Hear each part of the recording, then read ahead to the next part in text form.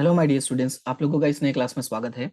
आज के इस अपनी नए क्लास में मैं कैसा टॉपिक स्टार्ट करने वाला हूं जो बेसिकली मैंने कभी स्टार्ट नहीं किया था, और वो है हिंदी व्याकरण। अब हिंदी व्याकरण में हम क्या पढ़ेंगे? तो आज की हम अपनी इस क्लास में हिंदी व्याकरण में हम सबसे पहले स्टार्ट करेंगे समास। क्या स्टार्ट करेंगे? समास। देखो, हिंदी बहुत ही खूबसूरत कहते हैं ना भाषा है। अगर मैं ये कहूँ कि ये जो समास है, छंद है, अलंकार है, दोहा है, ये सारी चीजें अगर नहीं हो तो कहीं ना कहीं खूबसूरती शब्दों की खो जाएगी। तो ये सारी जो ग्रामर है यानी कि हमारे जो व्याकरण है, ये सब मिलके हमारे जो शब्द हैं उनको बहुत खूबसूरत बनाते हैं। ये मैं आपको भी आगे क्लास में आपको समझाऊंगा, और इसीलिए ये one of the most important topic है हर कम्पिटिटिव एग्जाम्स के लिए। चाहे जितने भी प्रकार के कम्पिटिटिव एग्जाम्स होते हैं, सभी एग्जामों में इनसे छोटे छोटे क्वेश्चंस बनते हैं। ठीक है, स्पेसिफिकली अगर आपने हिंदी चूज किया है तो, या वो एग्जाम हिंदी में होता है तो 110% आएगा ही आएगा। ठीक है, फिलहाल स्टार्ट करते हैं। और आज हम जो शुरू करेंगे उस टॉपिक का नाम क्या है? समास। तो स्टार्ट करते हैं, देखते हैं क्या क्या है इसमें, क्या सीखना है। तो यहाँ पे कुछ नोट्स है। बेसिकली ये जो नोट्स है वो मेरी छोटी बहन ने बनाया है। तो थोड़ा अगर राइटिंग में कम ज्यादा लगी तो थोड़ा मैं एक्सप्लेन करता रहूंगा, तो आप उससे समझ लेना। ठीक है, तो राइटिंग का थोड़ा सा इशू हो सकता है मे बी, क्योंकि पेजेस जो है ना वो थोड़े पतले थे, इसकी वजह से आगे का पीछे का दिख रहा है। जैसे मैंने यहाँ पे देखा तो पीछे जो भी लिखा वो भी आगे दिख रहा है। इस वजह से मैंने कहा कि राइटिंग का इशू हो तो आप थोड़ा देख लेना, बाकी का मैं आपको एक्सप्लेन करता रहूंगा, ध्यान से बस आप सुनते जाना है। सबसे पहला जो सवाल होता है वो ये होता है कि समास क्या होता है। तो अगर मैं कहूं कि समास जो है वो दो या दो से अधिक शब्दों का मेल होता है। क्या होता है? मैंने क्या कहा? जो समास है वो दो, ध्यान से सुनना, मैंने क्या कहा? जो समास है ना वो दो या दो से अधिक का मेल है। और जो ये मेल होता है, इस मेल से एक नया शब्द बनता है, और वो नए शब्द में एक अपना मतलब निकलता है, और इसी को हम क्या कहते हैं? समास कहते हैं। अगर मैं आपको यहाँ पे जो परिभाषा लिखा गया है, ऑफिशियल परिभाषा जो कहते हैं जिसको हम, अगर मैं वो बताऊं आपको, तो देखो क्या लिखा है कि परस्पर संबंध रखने वाले दो या दो से अधिक पदों के मेल को हम क्या कहते हैं? समास कहते हैं। ध्यान से सुना इस बात को कि दो या दो से अधिक शब्दों के मेल को हम क्या कहते हैं? समास कहते हैं। तो समास बेसिकली क्या है? जब दो या दो से अधिक शब्द होते हैं और उन शब्दों से एक नए शब्द का जन्म होता है, और उस शब्द का अपना एक मतलब, अपना एक अर्थ, अपना एक वजूद होता है, तो उसे हम क्या कहते हैं? समास कहते हैं। ठीक है, तो बेसिकली जो समास होते हैं वो कितने प्रकार के होते हैं? 6 प्रकार के होते हैं। ये आपको याद रखना है कि समास कितने प्रकार के होते हैं। तो समास होते हैं 6 प्रकार के, जिसमें से पहला है आपका अव्ययी भाव समास, दूसरा है तत्पुरुष समास, तीसरा है कर्मधारय समास, चौथा है द्विगु समास, पांचवा है द्वंद्व समास, और छठा है बहुव्रीहि समास। ये आपको याद रखना, इनका नाम याद रखना बहुत जरूरी है। एग्जाम में जब आपके क्वेश्चंस आते हैं तो आपको एक शब्द दिया होता है, उस शब्द का आपको क्या करना होता है कि कहते हैं ना कि विभिन्न करना होता है, उनको अलग करना होता है, और आपको समझाना होता है, बताना होता है कि ये जो शब्द है वो कौन सा समास का है। अब यही भाव समास का है, तत्पुरुष समास का है, कर्मधारय समास का है, द्विगु समास का है, द्वंद्व का है, बहुब्रीहि का है। हो सकता है आपको परिभाषा याद रह जाए लेकिन नाम ना याद रहे, तो इसीलिए नाम याद रखना जरूरी है। ठीक है, तो हम सबसे पहले इजी से स्टार्ट करते हैं। देखो, टोटल पढ़ना तो 6 के 6 है हमें, ऐसा नहीं कि कोई एक हम छोड़ देंगे, हमें पढ़ना 6 का 6 है, लेकिन मैं चाहूंगा कि हम सबसे इजी से स्टार्ट करें, जिससे क्या आपको समझने में आसान रहे। ठीक है, तो जो सबसे इजी है पहले मैं उसकी तरफ लेके चलता हूं। तो जो सबसे इजी है वो आपका है द्विगु समास। कौन सा समास? द्विगु समास। ध्यान से सुनना। ठीक है, पहला आपका कौन सा आ जाएगा? द्विगु समास। ये सबसे इजी लगता है मुझे। इजी क्यों लगता है मैं भी आपको समझाऊंगा कि भाई ये इजी क्यों है और क्या है इसके अंदर। द्विगु समास में क्या होता है? जिस समस्त शब्द का पहला शब्द, यानी जो हमें समस्त एक शब्द होगा हमारे पास, एक वर्ड होगा, उसका जो पहला पद होता है वो क्या हो? संख्यावाची हो। क्या हो? संख्यावाची हो। मैंने कहा ना इसकी राइटिंग थोड़ी सी कभी कभी है ना मेरे को भी परेशान कर देती, तो ये संख्यावाची इच्च है। ठीक है, संख्यावाची हो, वहां द्विगु समास होता है। अब बोलोगे सर संख्यावाची का मतलब क्या होता है? संख्यावाची का मतलब ये है कि आपके पास जो शब्द होगा, ध्यान से सुनना, आपके पास जो शब्द होगा, जब आप उसको अलग अलग करोगे, ध्यान से सुनना, जब आप उसको क्या करोगे? अलग अलग करोगे, तो जो पहला शब्द आने वाला है, ठीक है, जो पहला शब्द होगा वो बेसिकली क्या होगा? एक संख्या होगा। अब बोलोगे सर एक संख्या का मतलब 1 2 3 4 ऐसा, राइट? तो जब हम उसको अलग अलग करेंगे तो जो हमारा पहला शब्द होगा वो क्या हो जाएगा? संख्या हो जाएगा। एग्जाम्पल के तौर पे देखो, यहाँ पे लिखा चौराहा। क्या लिखा हुआ है? चौराहा। चौराहा मतलब चार राह, चार राहों का समूह। तो चार आया ना, तो चार मतलब क्या है? संख्या है ना। नवरत्न, नौ रत्न, नौ मतलब संख्या। सप्ताह, 7 दिन मतलब क्या होता है? बेसिकली 7 दिन। मासिक मतलब 12 दिन। नवरात्रि मतलब 9 दिन। चतुर्भुज मतलब चार भुजा।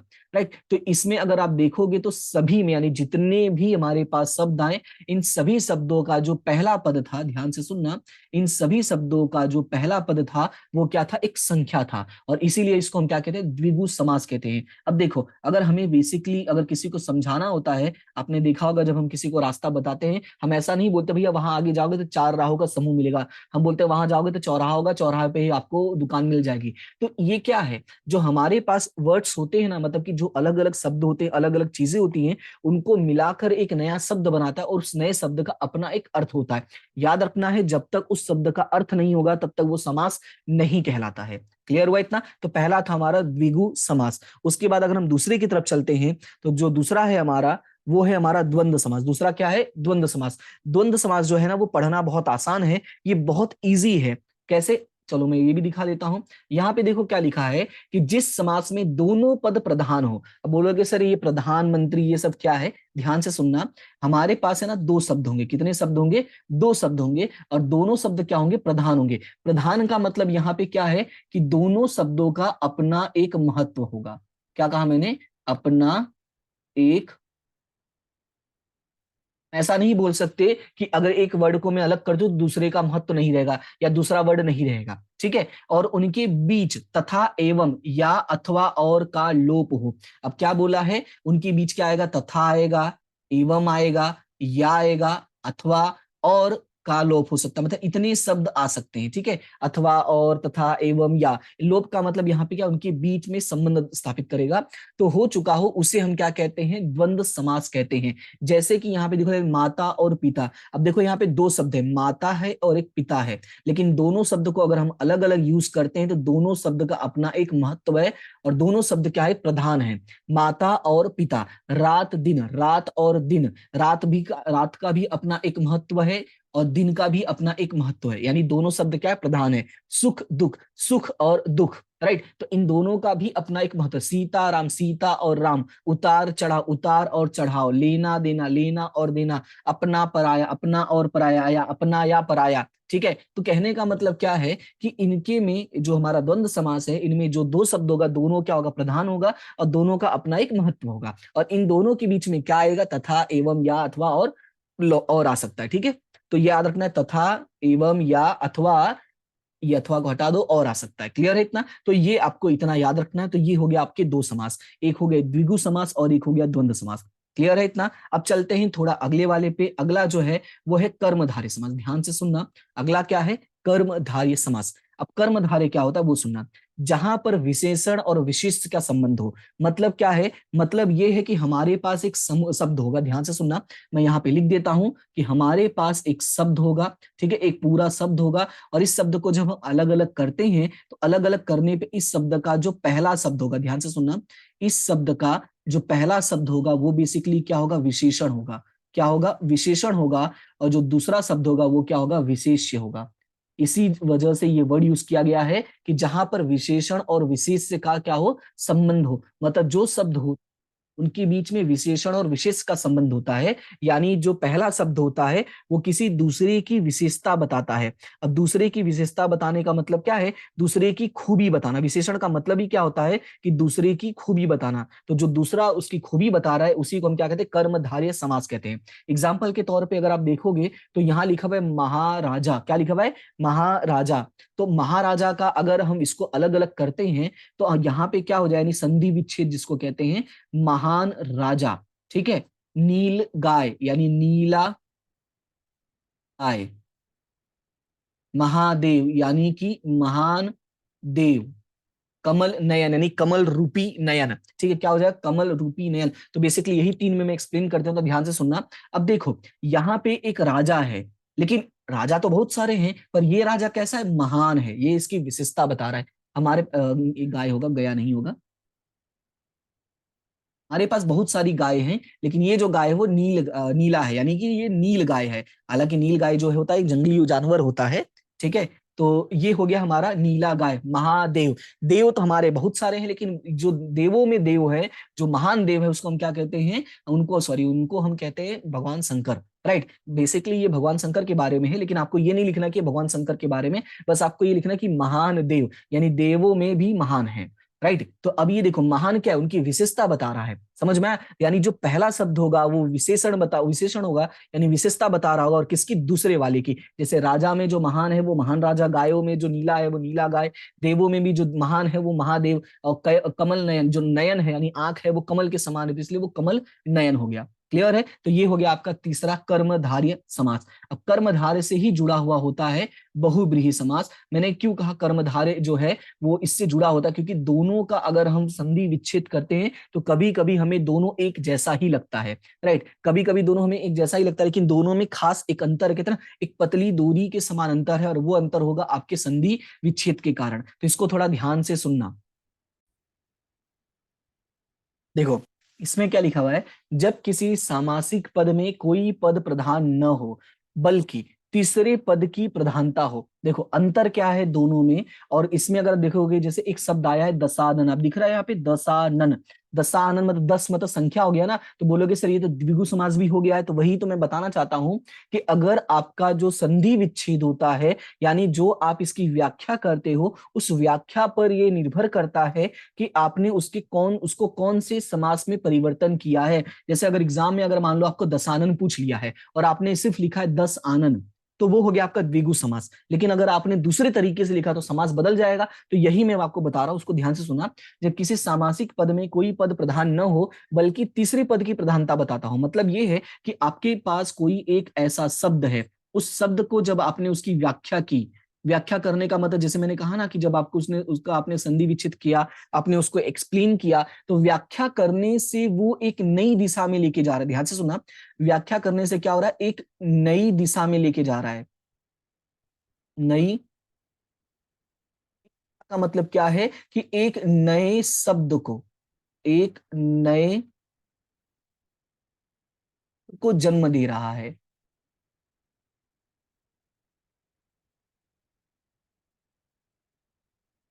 अगर वो एक नए शब्द को जन्म दे रहा है, इसका मतलब ये हो गया, वो क्या हो जाएगा, बहुव्रीहि समास। जैसे कि देखो बहुव्रीहि ऐसे समझो ना, बहु जो है वो आती है तो नया एक रिश्ता बन जाता है घर में, ऐसा तुम याद रख सकते हो। ठीक है, अब इसको समझो, जैसे कि दशानन। अब देखो अगर आप लिखते हो 10 आनन, क्या मैंने यहाँ पे मैं लिख के दिखा देता हूं।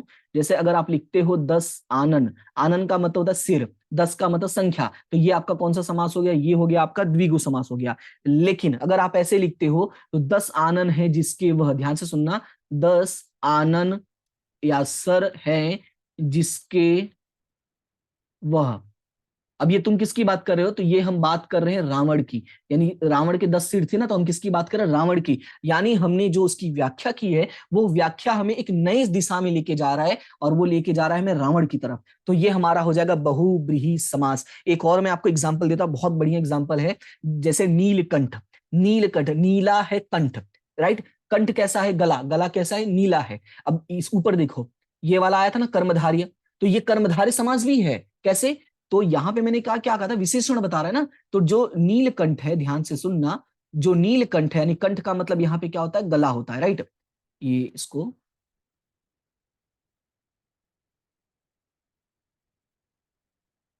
कंठ मतलब गला, और गला मतलब नीला। जो इसकी विशेषता क्या है, जो गला है उसकी विशेषता यह है कि वो नीला है, राइट। तो ये हो गया हमारा कर्मधारय। लेकिन अगर मैं सिर्फ इतना ही लिखता हूं कि नीला है कंठ या नीला कंठ, बस मैं इतना लिखता हूं, तो वो हो गया आपका कर्मधारय। लेकिन अगर मैं उसी को ऐसे लिखता हूं, ध्यान से सुनना, अगर मैं ऐसा लिखता हूं कि नीला है कंठ का,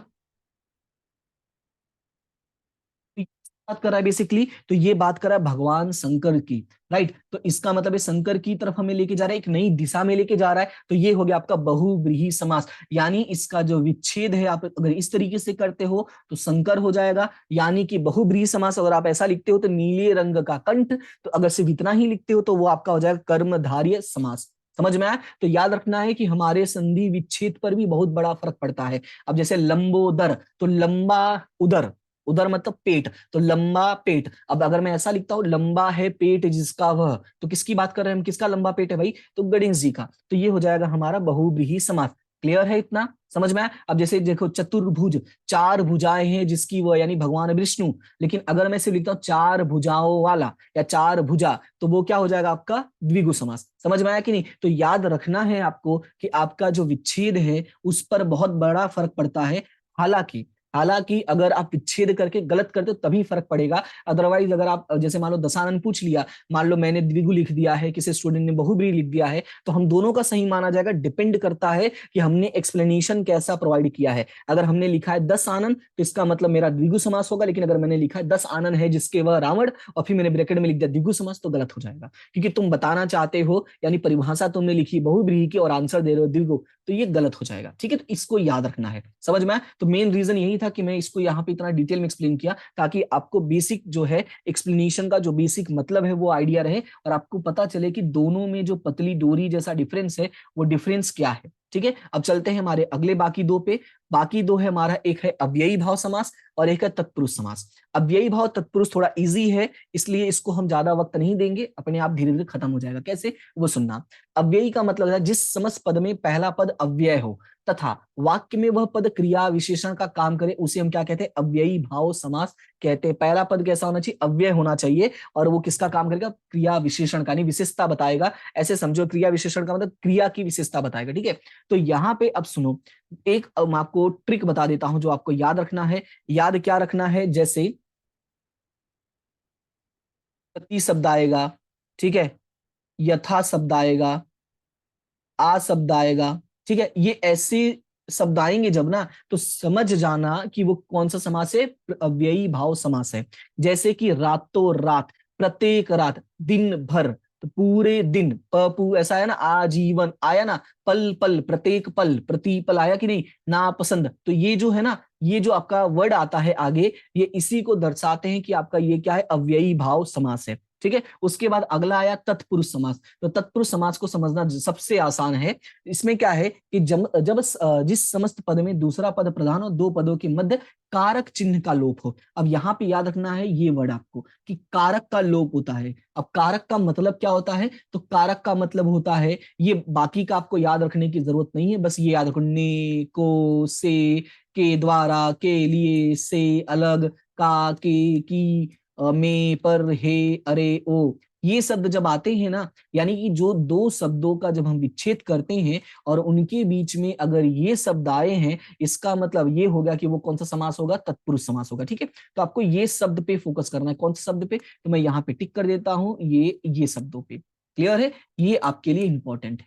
ये शब्द अगर आते हैं तो आपका कौन सा हो जाएगा, तत्पुरुष समास हो जाएगा। जैसे मैं एग्जाम्पल में कुछ देना चाहूंगा, जैसे यहाँ पे देखो लिखा है गंगा जल, तो गंगा का जल, घुड़ दौड़, तो घोड़े पर दौड़, ठीक है, देशभक्ति, देश के लिए भक्ति, तो देखो के लिए वर्ड आया कि नहीं आया, देखो के लिए, सॉरी ये रहा, कहां गया के लिए, ये रहा के लिए। उसके बाद विद्यालय, तो विद्या के लिए आलय, ठीक है। और जैसे कुछ और में एग्जांपल, जैसे राजपुत्र, राजा का पुत्र, घुड़सवार, घोड़े पर सवार, देखो आया है कि नहीं आया, इसमें से ही जो शब्द आएंगे, देखो इसमें लिखा ना पर। उसके बाद अगर जैसे है कि गृह त्याग, तो गृह का त्याग, देशवासी, देश का वासी, तो ऐसे जब शब्द आएंगे जिनके बीच में का, के, की, के लिए, से, पर, में, अरे, वो, ये शब्द आते हैं, ये सारे वर्ड आते हैं, ये सारे शब्द आते हैं, तो समझ जाना वो कौन सा समास होगा, तत्पुरुष समास होगा। क्लियर है। तो ये था आपका समास का पूरा टॉपिक। आई होप कि आपको समझ में आ गया होगा। मैंने पूरी कोशिश की है कि आपको मैं एकदम इजी से इजी भाषा में समझाऊं। वन टाइम होता है ये सारी चीजें आपको एक टाइम बढ़िया से रीड करना होगा और आप कभी नहीं भूलोगे।